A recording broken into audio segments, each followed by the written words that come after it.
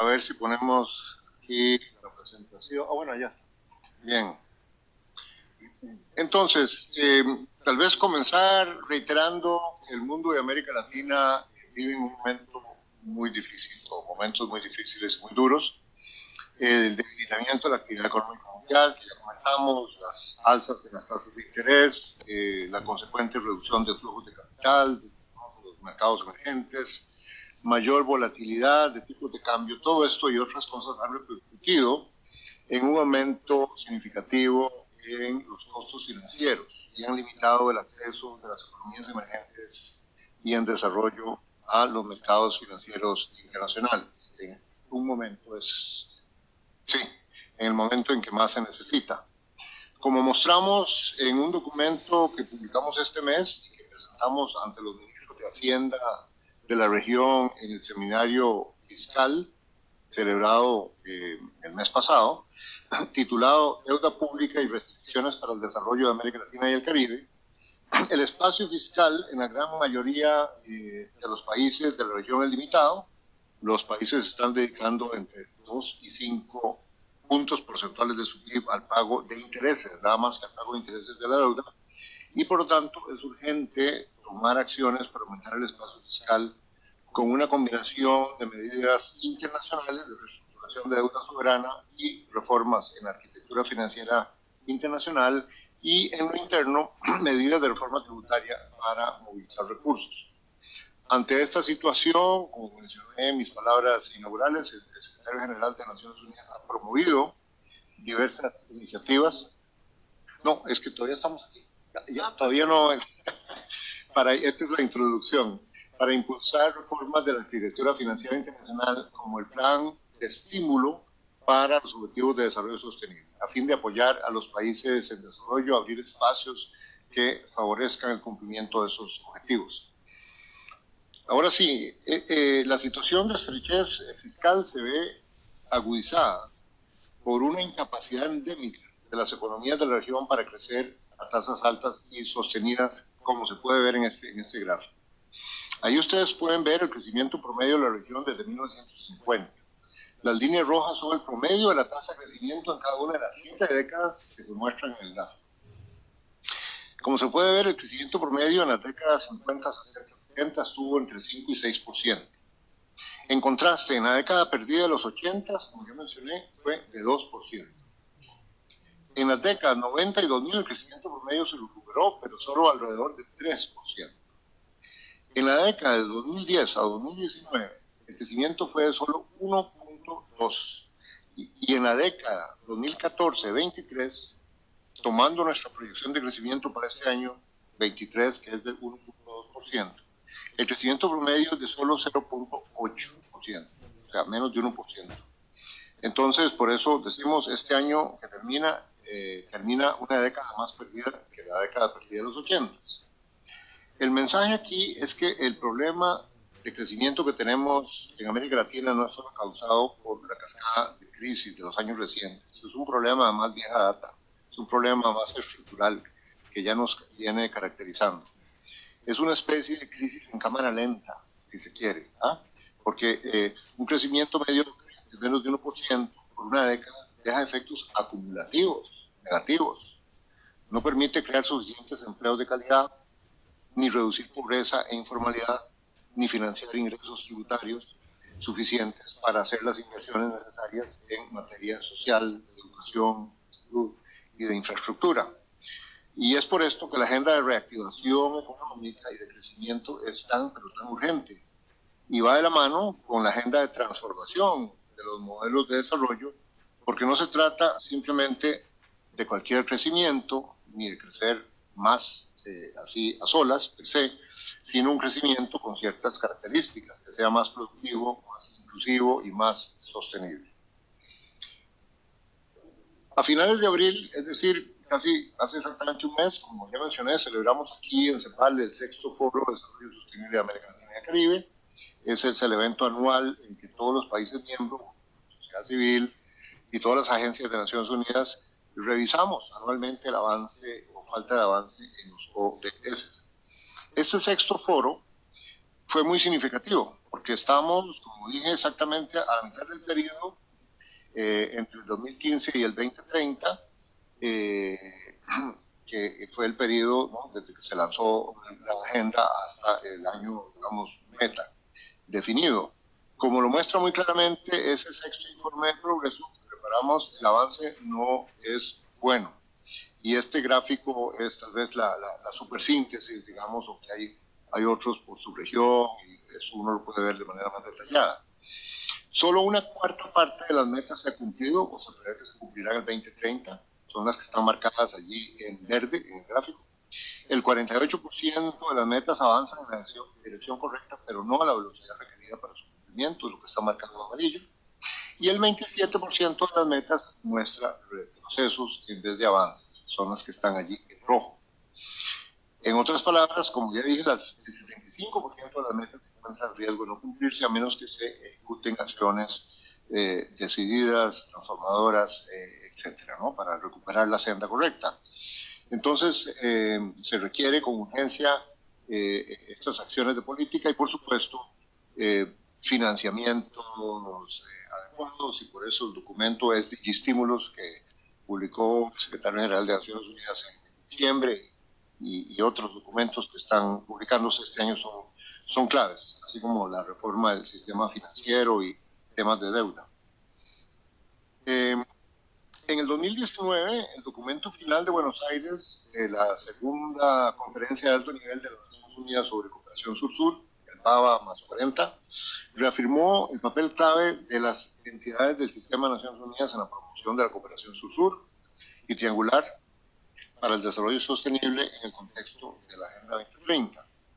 Desde entonces, dentro del sistema de las Naciones Unidas se han estado realizando diversos esfuerzos para fortalecer la cooperación sur-sur y triangular, para el logro de los ODS a través del apoyo y facilitación de diálogos por políticas, la promoción de asistencia técnica, el apoyo normativo, el desarrollo y fortalecimiento de alianzas de colaboración, el intercambio de conocimiento, la activa participación de múltiples partes interesadas y la movilización de financiamiento.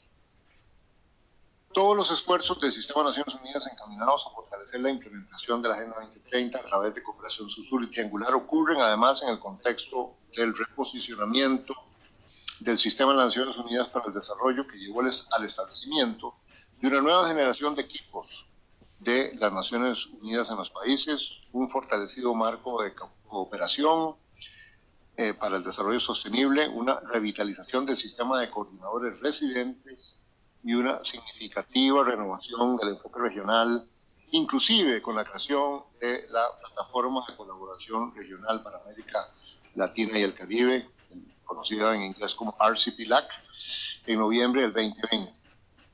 En este contexto de cambios, también el sistema de cooperación internacional se encuentra en transformación.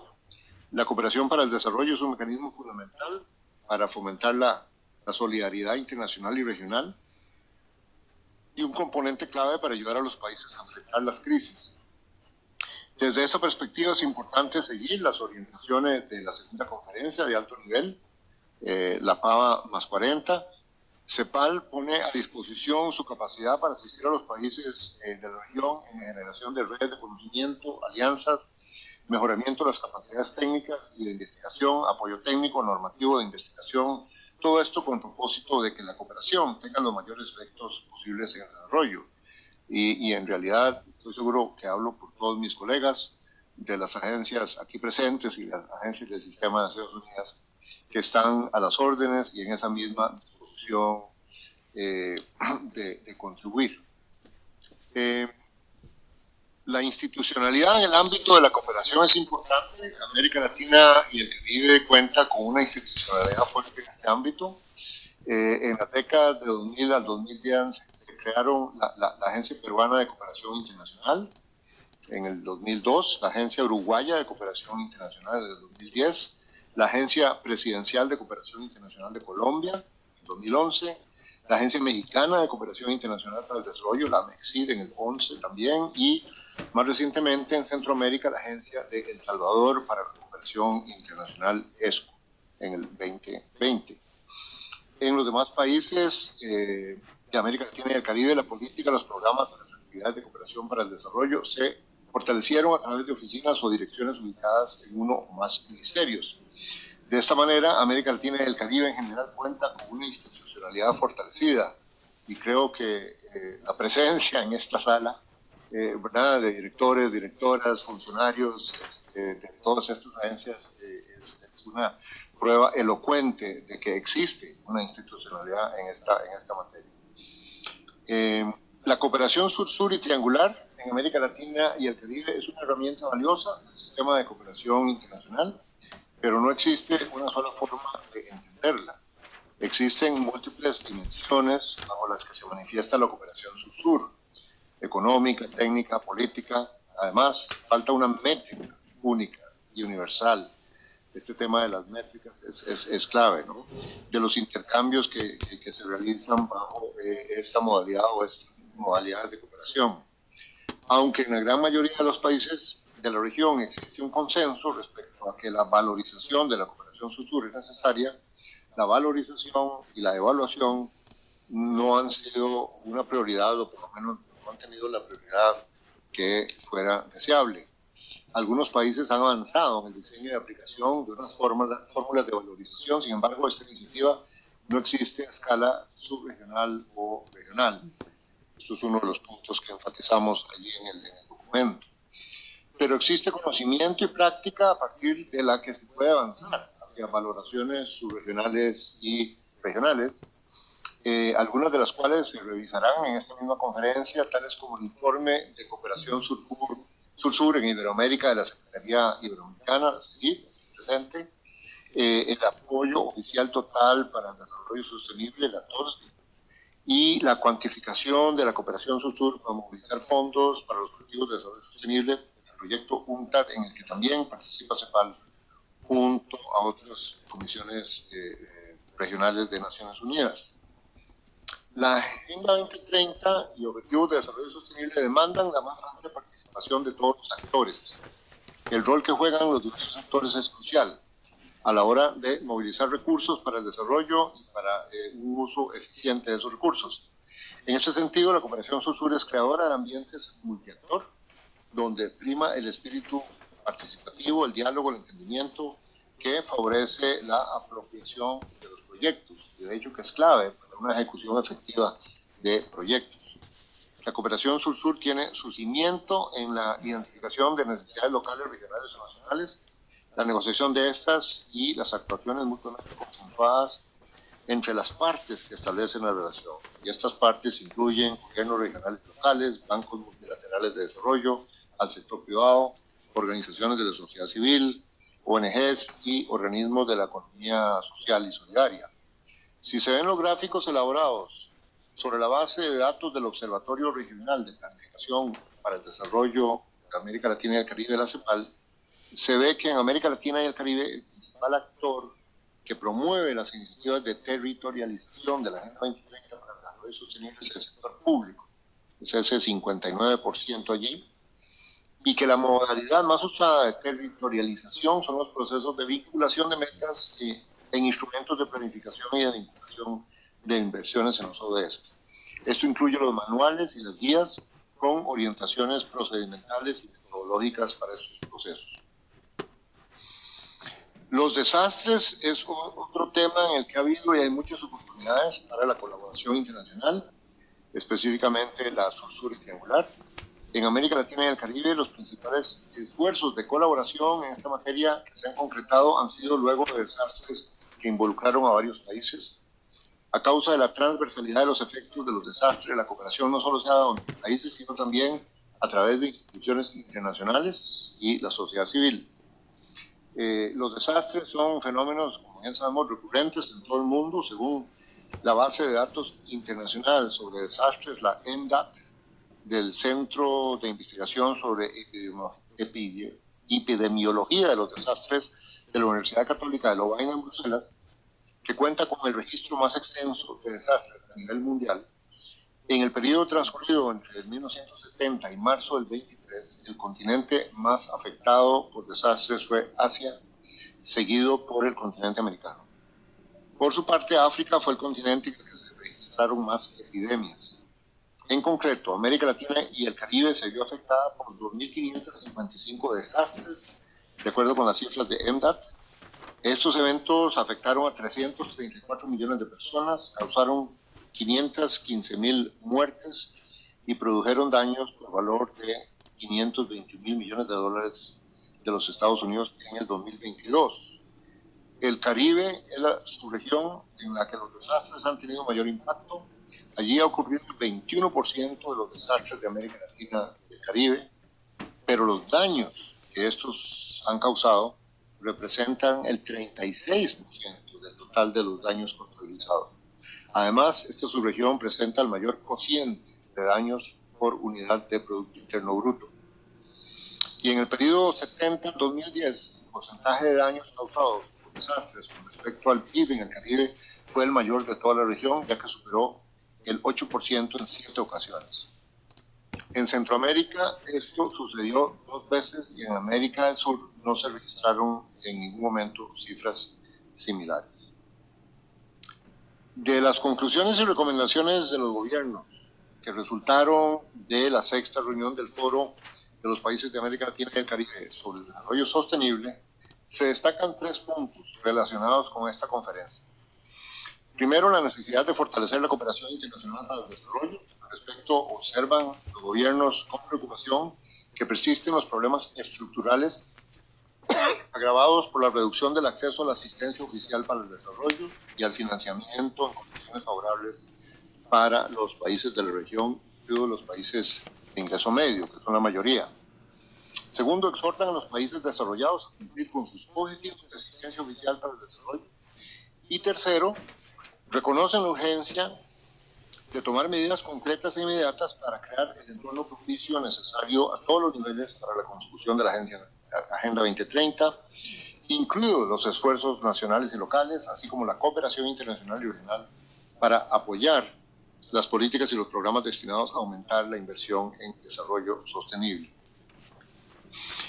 América Latina y el Caribe enfrenta profundos retos, como estamos muy conscientes. En primer lugar, el contexto internacional no es auspicioso, presenta este tema de la desaceleración en el corto plazo, las crisis en cascada, pandemia, disrupciones de cadenas de suministro, conflicto en Ucrania, el proceso inflacionario, a lo cual se agregan las migraciones, los desastres ambientales, el cambio climático, los efectos de la digitalización en el mercado laboral. Y por si fuera poco, a esto se suma la incertidumbre sobre la trayectoria del mundo en los próximos años, en particular hasta dónde llegará el proceso de fragmentación que se observa en materia de cadenas de suministro y de rivalidad tecnológica, que también amenaza con segmentar tecnologías y alianzas tecnológicas.